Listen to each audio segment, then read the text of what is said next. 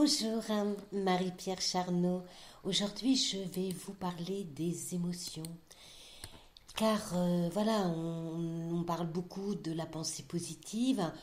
Nous sommes tous plus ou moins, on va dire, plus que moins, à la recherche du bonheur.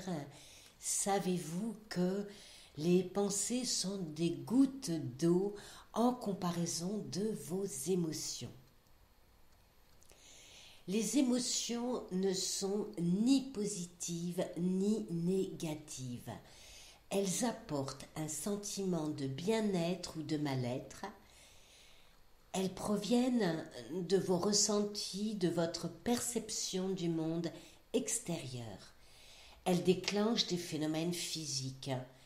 Énervé, excité, votre cœur se met à battre plus vite. Chagriné, les larmes vont couler. Apeuré, vos mâchoires se crispent.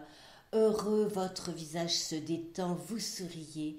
L'organisme a toujours une réaction lorsqu'il est assailli par une émotion. Les émotions ont permis à l'espèce humaine de survivre aux menaces. Elles préparent à l'action. Chacune d'entre elles donne une indication importante pour le pilotage de notre vie. La peur, par exemple, peut nous empêcher d'avancer, mais elle peut aussi être un moteur pour chercher une solution afin de vous rassurer. À ce moment-là, c'est votre cerveau qui prend le relais, aidé de votre intuition pour prendre le bon chemin.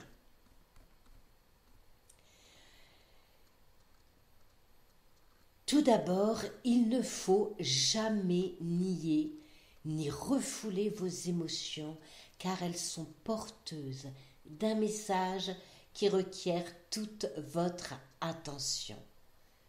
Ne pas en tenir compte, c'est passer à la trappe des informations primordiales. Bon, ceci dit, si vous êtes en colère, ce n'est pas une raison pour traiter quelqu'un de tous les noms d'oiseaux ou de casser toute la belle vaisselle. La colère est une réponse à la frustration. Vous pouvez à ce moment-là vous poser des questions lorsque vous sentez la moutarde vous monter au nez. Quel est votre seuil de tolérance ? Cette colère est-elle l'expression d'un malaise plus profond ? S'agit-il de rancune, de culpabilité, de jalousie ? Si, tel un disque rayé, vos émotions deviennent obsessionnelles jusqu'à provoquer des insomnies répétitives, des maux de tête, des malaises corporels ou psychologiques, là, vous devez opter pour un accompagnement personnalisé avec un professionnel compétent. D'accord ? Bon, autrement, une profonde introspection vous permettra de mieux gérer vos émotions si elles deviennent paralysantes. Si vous êtes de mauvaise humeur, cherchez avant tout la cause de ce mécontentement. Il n'arrive pas comme ça, par hasard, tel un mauvais génie qui voudrait vous jouer un vilain tour. Donc là, en fait, je vous parlais des émotions qui paralysent et maintenant, je vais vous parler des émotions qui boostent. Donc nous sommes bien d'accord, les émotions ont un impact sur notre corps physique. Donc la joie, la satisfaction, l'allégresse sont des émotions porteuses d'énergie. Tout le monde sait, lorsque vous êtes amoureux, vous vous sentez pousser des ailes. Quand vous remportez un nouveau challenge, votre esprit est victorieux. Dès lors où vous avez trouvé une solution, vous êtes immédiatement apaisé. Vous avez à ce moment-là le sentiment que tout est possible et que rien ne peut vous résister. Alors vous allez me dire, oui je sais, mais sauter de joie du matin au réveil jusqu'au soir au coucher, c'est quand même quelque chose de compliqué à réaliser sur cette terre. C'est vrai. Bien sûr. c'est évident, mais on peut néanmoins quand même modifier, si vous voulez, certaines choses.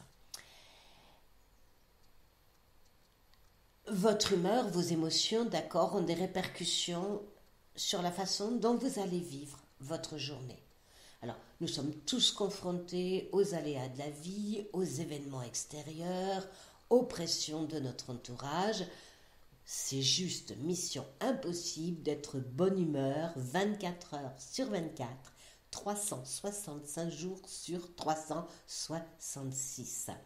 La vie est faite d'adversité et nous n'évoluons pas dans un monde, je veux dire, de bisounours. Il existe des moyens simples à mettre en place pour retrouver le sourire et un meilleur équilibre émotionnel. Modifiez la posture de votre corps. La façon de vous tenir a une influence considérable sur les émotions. Observez une personne joyeuse, confiante, et une autre triste et frustrée.